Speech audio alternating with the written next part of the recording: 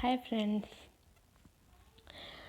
आज के इस व्यस्त और तकनीकी युग में जो है सभी जो होते हैं इतने अपनी लाइफ में व्यस्त होते हैं कि वो अपने शरीर के प्रति ध्यान नहीं दे पाते, जिनसे कि उनमें शारीरिक और मानसिक विकार उत्पन्न हो जाते हैं। वो शारीरिक रूप से कई बार स्वस्थ होने के बावजूद जो होते हैं उनका मानसिक स्वास्थ्य जो होता है वो अव्यवस्थित हो जाता है।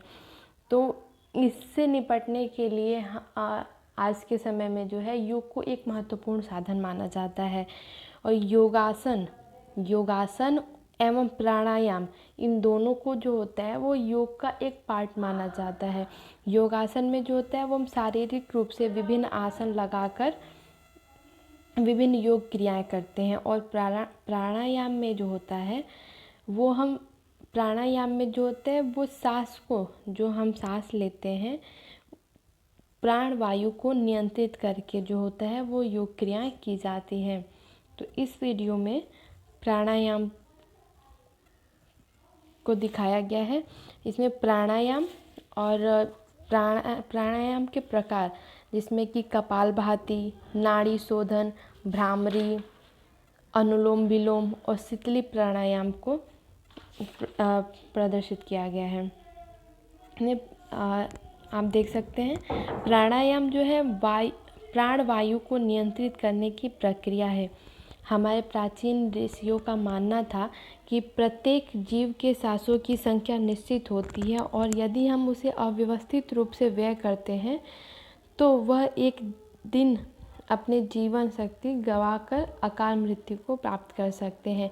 यदि वह प्राणायाम के द्वारा अपनी सांसों को नियंत्रित करके ध्यान लगाए तो न केवल उनके सांस की अवधि लंबी होती है, अपितु वह इससे अपनी शारीरिक एवं मानसिक चेतना को बढ़ाकर अपने जीवन की निर्धारित सांसों की संख्या को बढ़ा भी सकता है। ऐसा माना गया है कि कामी व्यक्ति का जीवन बहुत थोड़ा होता है। उसका एक कारण यह है कि वह अपने अमूल्य जीवन तत्व यानी वीर्य को व्यर्थ ही नष्ट करता रहता है। परंतु उसके साथ एक कारण यह भी है कि जब कोई व्यक्ति काम क्रिया में रत होता है तो उनकी सांस बहुत तेज चलने लगती है। कहते हैं कि हमारे श्वास नियत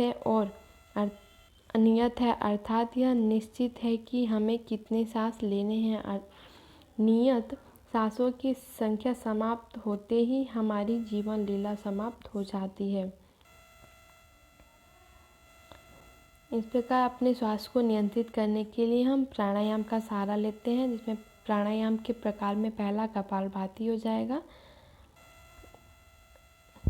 कपालभाति करते टाइम इस फिगर में आप लोग देख सकते हैं कि हमको किस प्रकार आसन लेना है और इस विधि का प्रयोग करके हम कपालभाति कर सकते हैं। कपालभाति के लाभ क्या हैं? यह नाक और फेफड़े के साथ साथ गले की गंदगी को बाहर निकालकर हमारे त्वचा की झाई, फुंसी, बर्रे आदि को दूर करता है। चेहरे, ललाट आदि में चमक बढ़ाता है। कपालभाति करते समय सावधानियां भी रखनी चाहिए। रेचक करते समय रुके नहीं, गर्दन लगातार संचालित रहनी चाहिए, लेकिन इनमें जोर से झटका ना दें। दूसरा प्राणायाम हो जाएगा नाड़ी शोधन। नाड़ी शोधन प्राणायाम से नाड़ियों के विकार का शोधन हो सकती है। इसकी विधि नीचे दी हुई है। नाड़ी शोधन के लाभ, सावधानियां। तीसरा हो जाएगा भ्रामरी प्राणायाम। फिर भ्रामरी प्राणायाम की विधि, लाभ, सावधानियां।